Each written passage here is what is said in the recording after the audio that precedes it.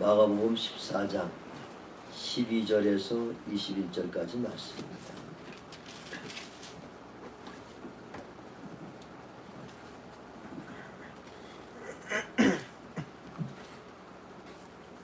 예, 12절부터 교도하겠습니다. 무교절의 첫날 곧 6월절 양 잡는 날에 제자들이 예수께 여짜오되 우리가 어디로 가서 선생님께서 6월절 음식을 잡수시게 준비하기를 원하시나이까 하매 예수께서 제자 중에 두기를 보내시며 이르시되 성내로 들어가라.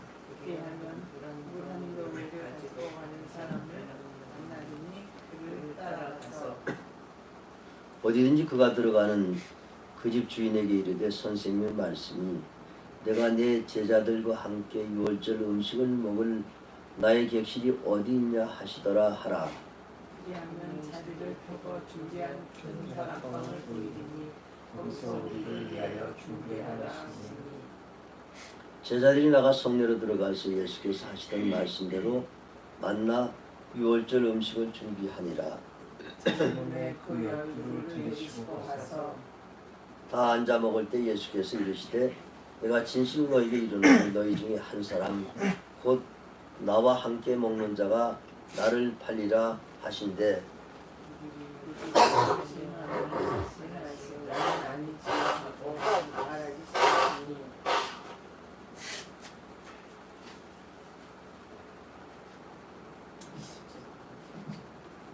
그들에게 이르시되 12 중에 하나 곧 나와 함께 그릇에 손을 넣는 자니라.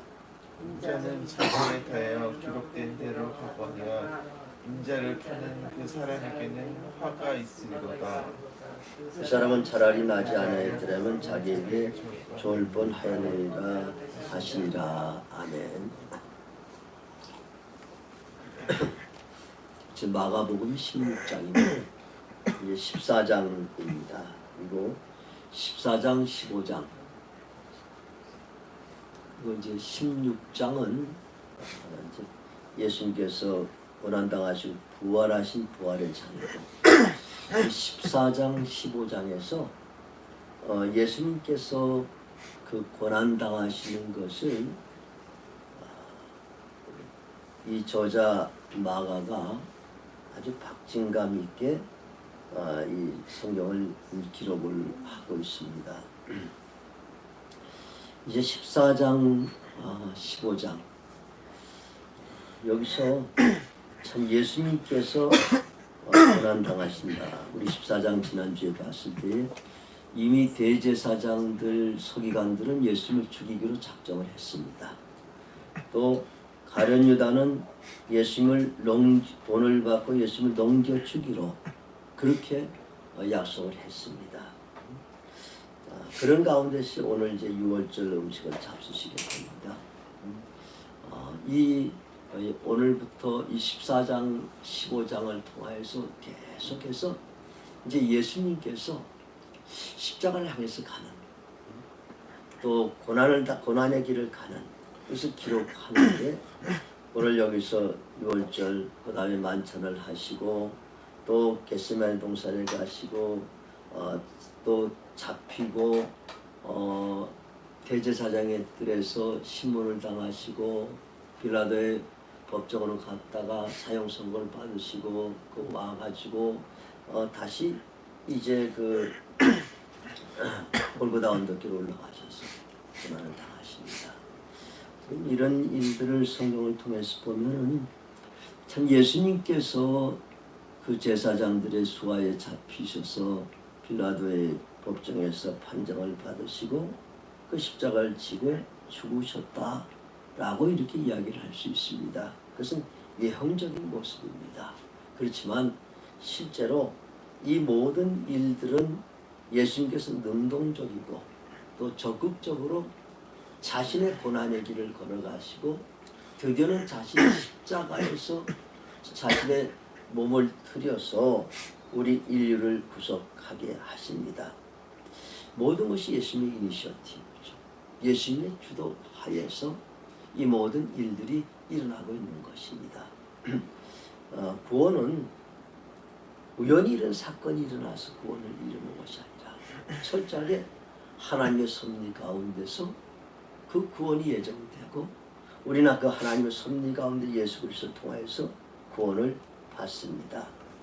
이제 오늘은 이제 6월절이 시작이 됩니다. 6월절 시작이 되면 이제 6월절 일주일 동안 8일 동안 그 행사를 합니다. 근데 첫날은 이제 무교절 누룩 없는 떡을 먹으면서 그리고 그 밤에는 저녁에 양을 잡아가지고 그 양을 먹으면서 6월절 행사를 지냅니다.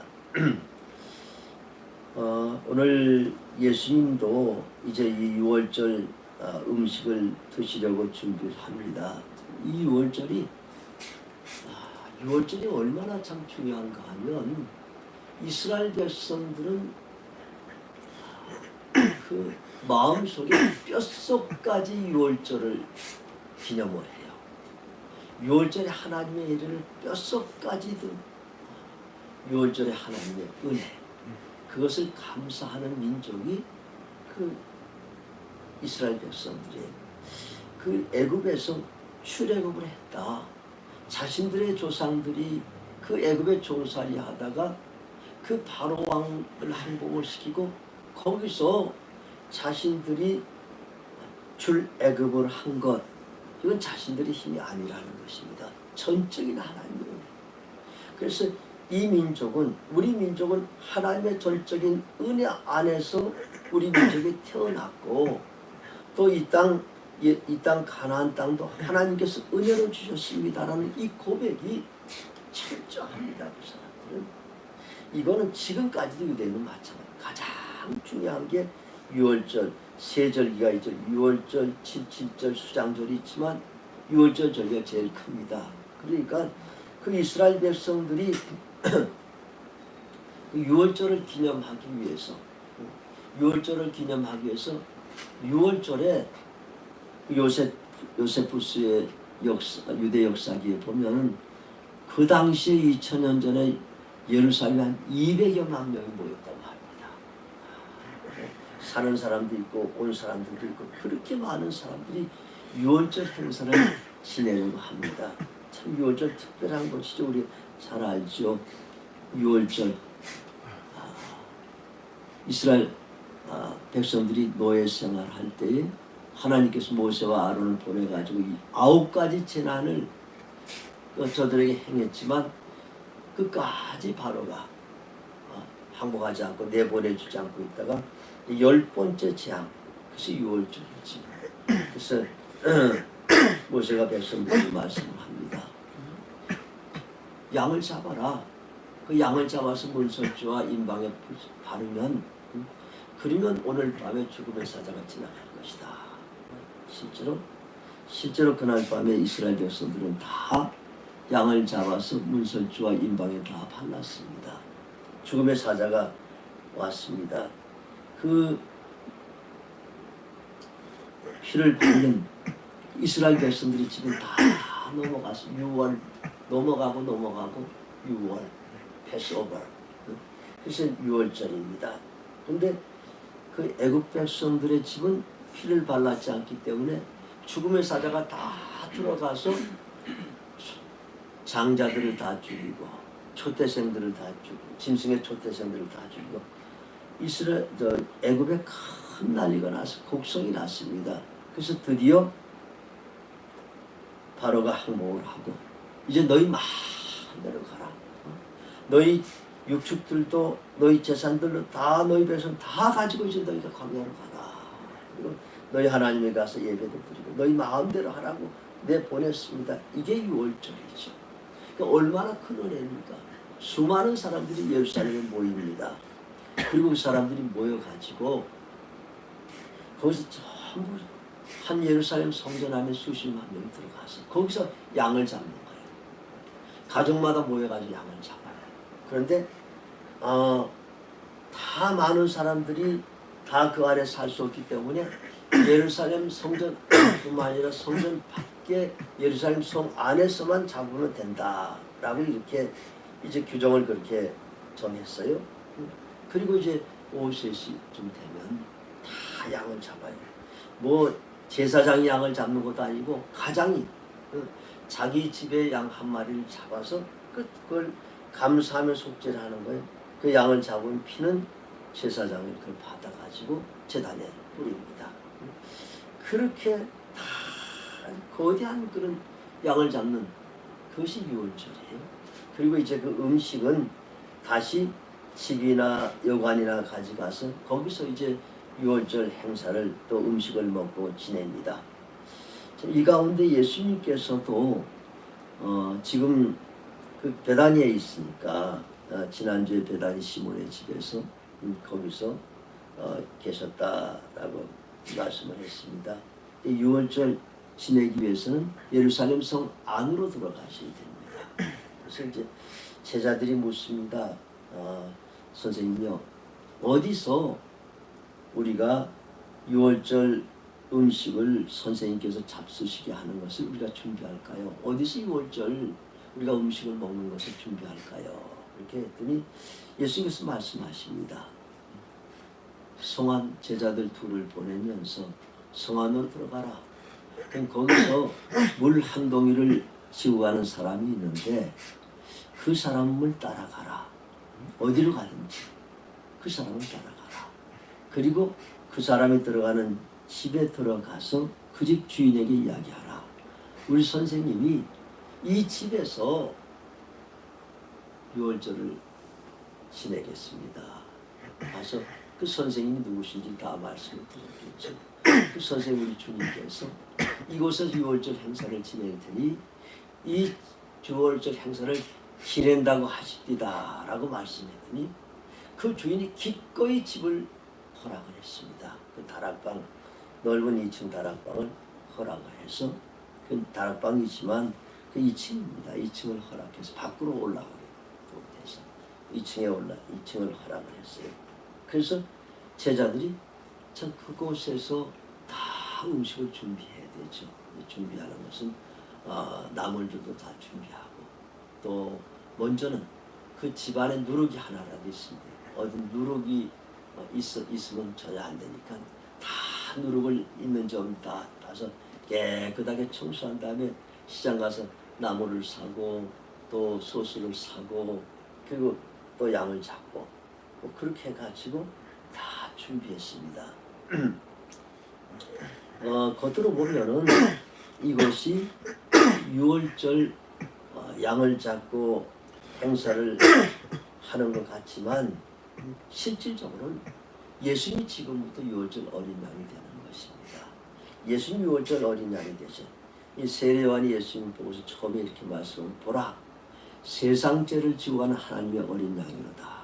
모든 죄를 지고 죽으시는 그 어린 양 예수 그리스도예요.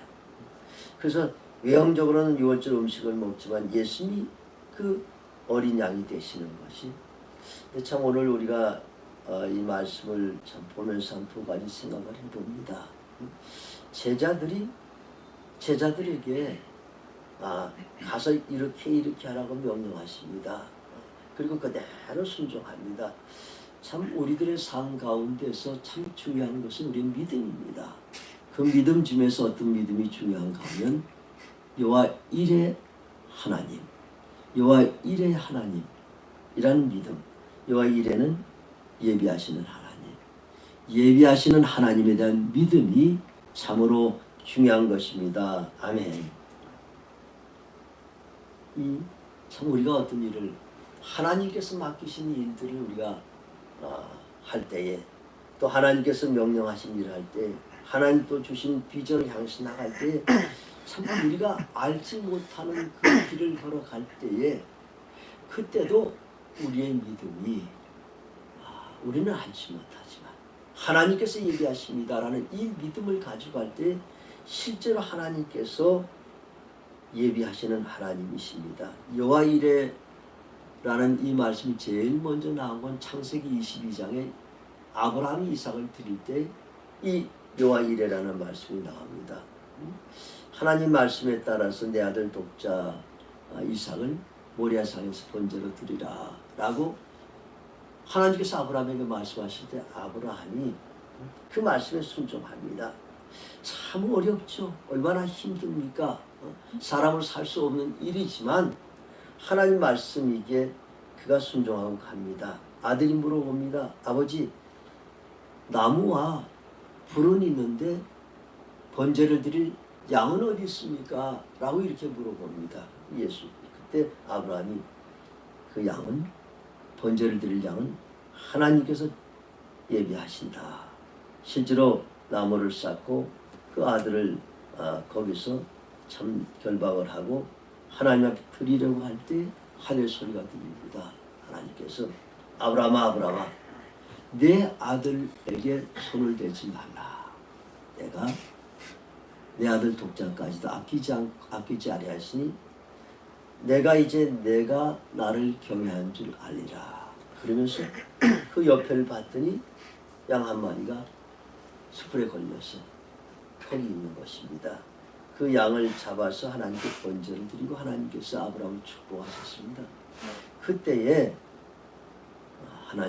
아브라함이 여호와 일의 하나님입니다. 하나님이 예비하신 하나님이십니다. 오늘도 역시 이 제자들이 갈 때에 예수님 말씀이 참 믿기 힘들죠. 이 제자들도 압니다. 예수님이 미리 가셔가지고 그걸 준비하시지 않은 건 알죠. 예수님이 항상 자기들과 함께 있었어요. 그런데 그 예수님 말씀, 시내로 가봐. 그리고 따라가봐. 그리고 주인에게 이야기해봐. 그러면 그대로 걸어갈 거야. 그 쉬운 말씀입니다. 성경에 있으니까 쉽죠. 제가 여러분 두 분에게 저기 저 답심리 사거리를 가봐. 거기 가면 물동이 지고 가는 사람이 있는데 그 사람 따라가봐. 그 사람이 가는 데로 가봐. 그 집에 들어가면 그 집 주인에게 이렇게 이야기하면 그대로 할 거야. 어디 그런 말씀 그대로 순종할 수 있겠어? 아니 답심리 사거리 가가지고 어떻게 사람이 물동이 지고 가는 사람을 어떻게 찾습니까? 또 그 당시에 물동이 지고 가는 사람들이 여러 있지 않습니까? 거기에 딱 가서 보는 사람, 그 사람 따라가봐. 그리고 또 그 집에 가면 틀림없이 모르는 사람일 텐데, 그래서 우리 목사님이 가서 이렇게 하라고 했습니다. 당신 목사가 누구요? 무슨 소리요? 이렇게 생각할 거라고 생각하셔가지고 참 황당한 이야기입니다 라고 이런 반응을 보였을 것입니다. 그렇죠? 오늘 제자들이 어떻습니까? 갑니다. 갔더니 말씀하신 그대로 것이 다 이루어지고 그리고 아주 좋은 방까지 준비하고 자기들 잘 준비를 했습니다. 참 중요한 것이죠. 이 제자들이 이제는 이런 믿음은 있습니다. 주님 말씀에 순종하면 주님께서 이루십니다. 아멘. 하나님 말씀 순종하면 하나님께서 이루십니다. 그래서 실제로 갔더니 그 모든 것을 다 이루어 주었습니다. 참 중요한 것이죠. 우리가 주님의 일을 할 때 참 중요한 것은 우리의 의지가 우리의 뜻이 중요한 것이 아니라 그냥 순종하고 맡기는 것이 참 중요합니다. 우리가 수영을 배울 때 보면 우리 다 수영하시지만 수영 배울 때 보면 그 코치가 제일 먼저 하는 말이 힘 빼라는 것입니다. 힘 빼고 그 물에다 다 맡기라고 하는 것입니다. 실제로 물에다 맡기면 몸이 뜹니다. 참 하나님 앞에 이렇게 전적으로 맡길 수 있는 이런 믿음이 참 중요한 것이죠. 우리는 실제로 주님께서 우리에게 맡기신 일들이나 주님께서 주시는 꿈이나 또 내가 하는 일이 분명히 주님께서 기뻐하신 일을 해나가는 가운데도 어려움은 다 있습니다.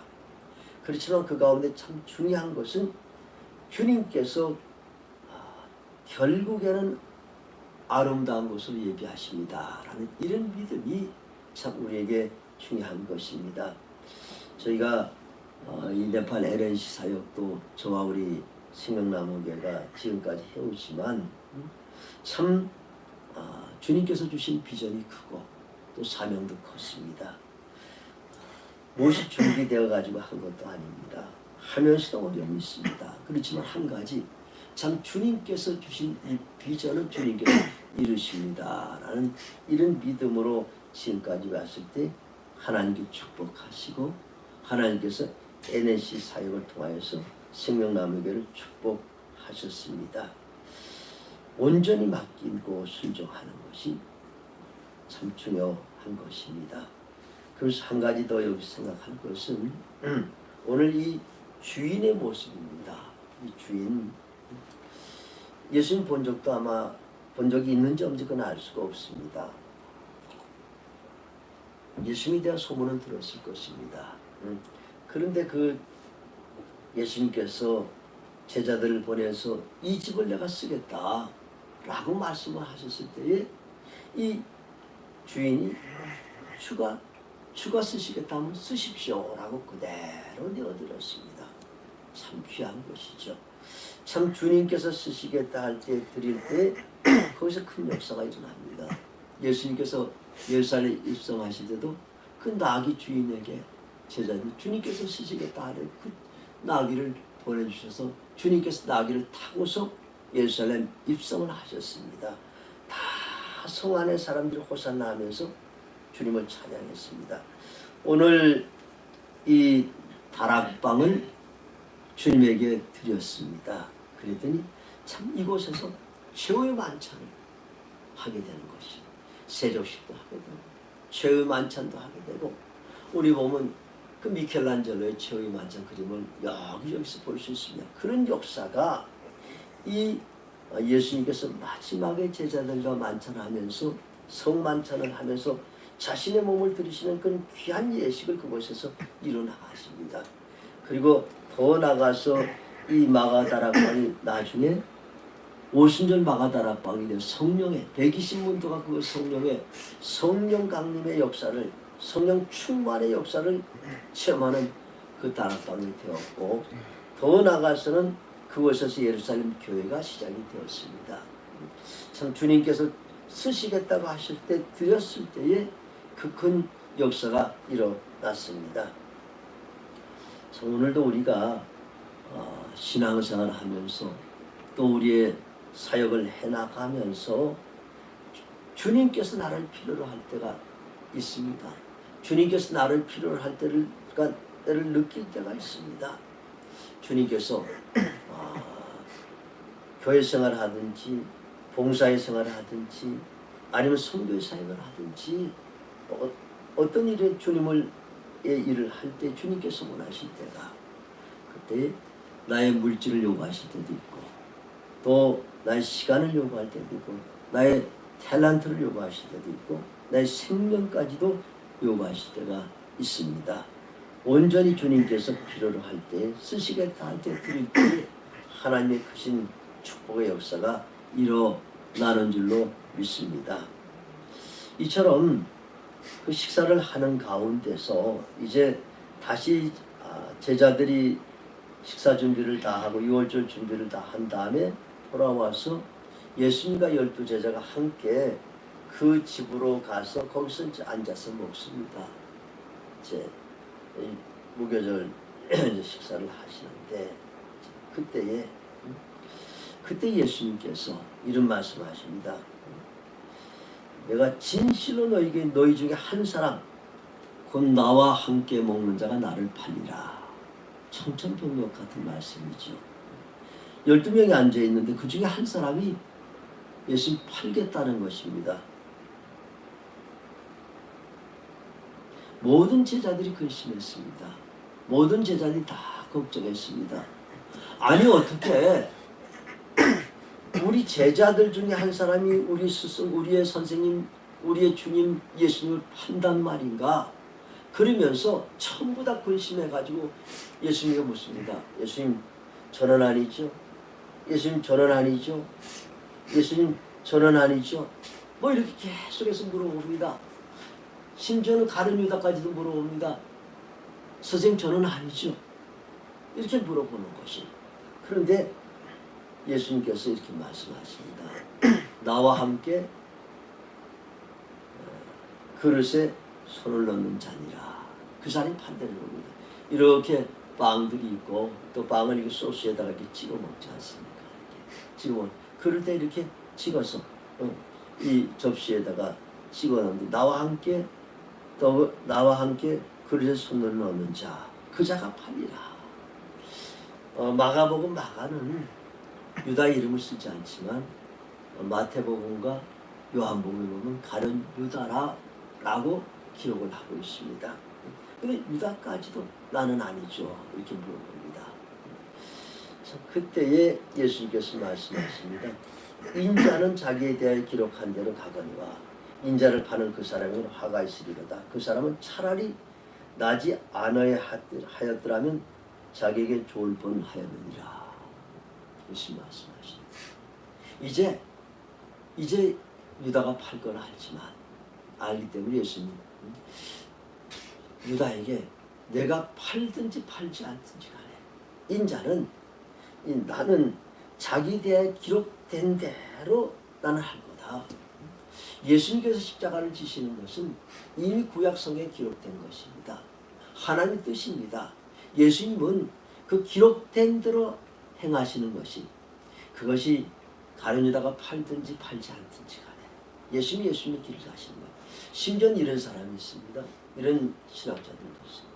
가룟 유다가 왜 죄인이냐? 가룟 유다가 예수님 팔았기 때문에 예수님 십자가를 지시고 인류를 구원했으니까 가룟 유다도 성자가 되어야 되지 않느냐? 이렇게까지 이야기하는 사람들도 있어요. 가룟 유다가 회개하고 거기서 회개하든지 아니면 회개하지 않고 팔든지 간에 예수님의 십자가를 지시게 돼 있는 거예요. 누구 사람에 의해서 예수님이 십자가를 지고 지시지 않고 하는 분이 아니신 것이. 그러니까 예수님은 나는 너하고 상관이 없어. 어쨌든 나는 나의 길을 가는 것이야. 그렇지만 너는 지금 회개하지 아니하면 너는 화가 있고 태어나지 않으면 차라리 낫어 라고 예수님께서 말씀하십니다. 오늘 참 이 말씀을 통하여서 우리가 생각하는 것은 하나님께서 우리에게 계속해서 은혜를 베푸시는 하나님이야. 하나님 어떤 분이신가? 은혜를 베푸시는 하나님이십니다. 은혜를 베푸시다. 오늘 예수님께서 이 배신자인 유다도 끝까지 사랑하시는 것이, 끝까지 회개하고 돌아오기를 원하시는 것이. 로마서 5장 8절에는 우리가 아직 죄인 되었을 때 그리스도께서 우리 위해서 죽으심으로 하나님께서 우리에게 대한 자기의 사랑을 확증하셨느니라. 하나님 우리가 깨끗해서 구원하신 것이 아닙니다. 의로워서 구원하신 것. 우리가 죄 가운데 아직 죄 가운데 있을 때 우리를 사랑하셨기에 독생자 예수 그리스도 보내어 십자가에 죽게 하시고 우리를 구원하신 분이 하나님이시고, 그러니까 언제든지 우리 죄된 우리들을 끝까지 사랑하시고 오기를 원하시는 분이 하나님이세요. 오늘도 예수님께서는 이 말씀을 하시는 것은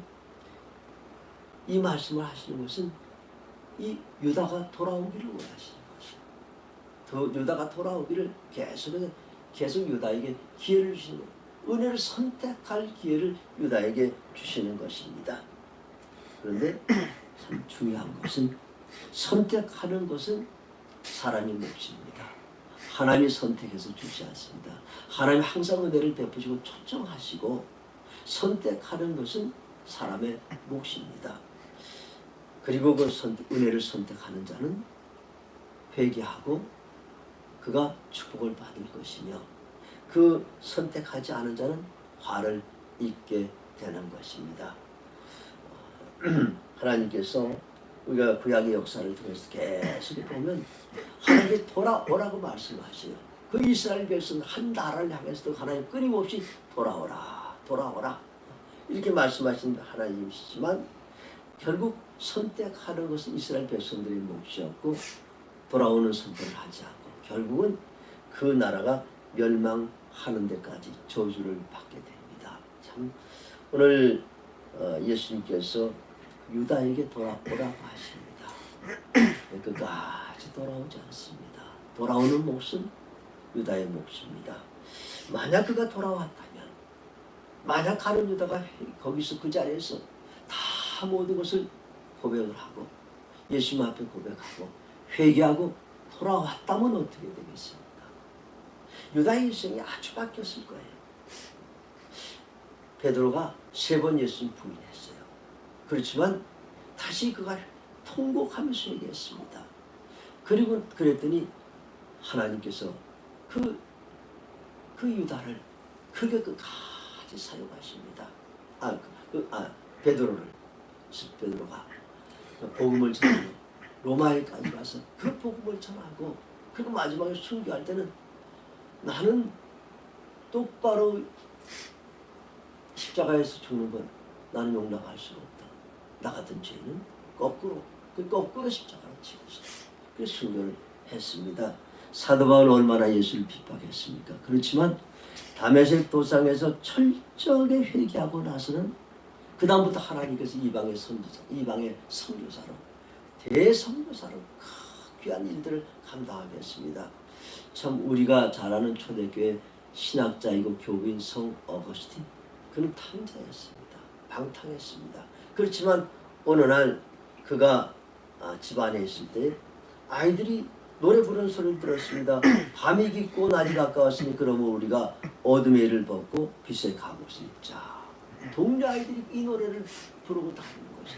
그래서 이 노래를 듣고서 이게 하나님의 부르심이다 라고 믿고서 그가 회개하게 했습니다. 그랬더니 초대교회에 가장 그 신학자가 되어서 참여를 쓰고 많은 신학을 정비하는 그런 귀한 일꾼으로 세워졌습니다.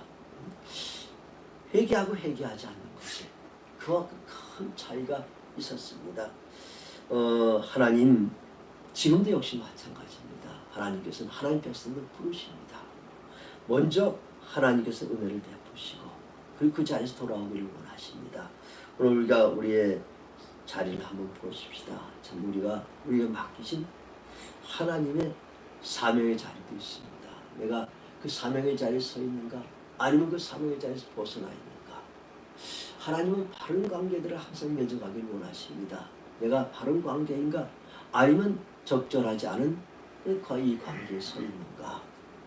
또 내가 어떤 일을 하기 위해서 정직하게, 꾸준하게, 성실하게 정직하게 걸어가고 있는가?